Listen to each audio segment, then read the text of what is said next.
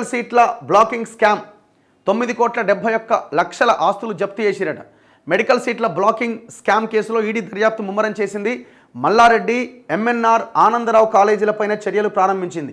ఈ కేసులో ఇప్పటివరకు 9,71,00,000 విలువైన ఆస్తులు అటాచ్ చేసిందట. దొంగలు అంటే మెడికల్ సీట్లని బ్లాక్ చేసి దొంగతనంగా అమ్ముకుంటున్నారు అన్నట్టు. మల్లారెడ్డి దొంగ ఇప్పుడు చూస్తున్నాడు, గుంటక నక్కలెక్క నిలబడి ఏ పార్టీలకు పోదాం అధికారంలో ఉన్నదానికి, అయితే కాంగ్రెస్ వాళ్ళు తీసుకురా ఆడ చూస్తున్నాడు.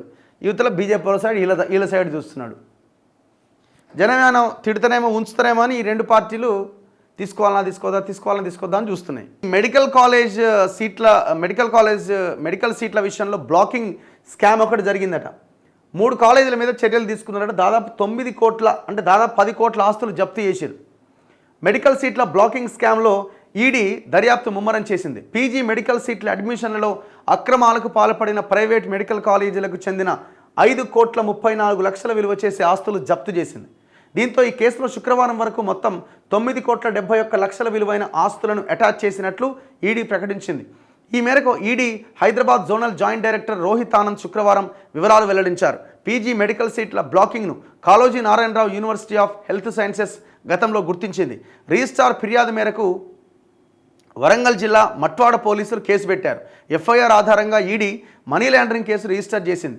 గత ఏడాది జూన్ 22న 10 కాలేజీల్లో సోదాలు చేసింది. మాజీ మంత్రి మల్లారెడ్డి మెడికల్ కాలేజీలో 1,47,00,000 క్యాష్ను సీజ్ చేసింది. బ్యాంక్ అకౌంట్లలో ఉన్న 2,89,00,000 ఫ్రీజ్ చేసింది. రాష్ట్ర వ్యాప్తంగా మెడికల్ కాలేజీలో సోదాలు చేసింది. Chalmeda Anandarao institute of medical సైన్సెస్కు చెందిన 3,33,00,000, ఎంఎన్ఆర్ మెడికల్ కాలేజీకి చెందిన 2 కోట్ల రూపాయల బ్యాంకు బ్యాలెన్సులు ఫ్రీజ్ చేసింది. దొంగలంతా దోపిడీదారులు ఈ రకంగా వీళ్ళంతా రాజకీయాల్లో ఉన్నారు. మళ్ళీ ఒక్కొక్కడు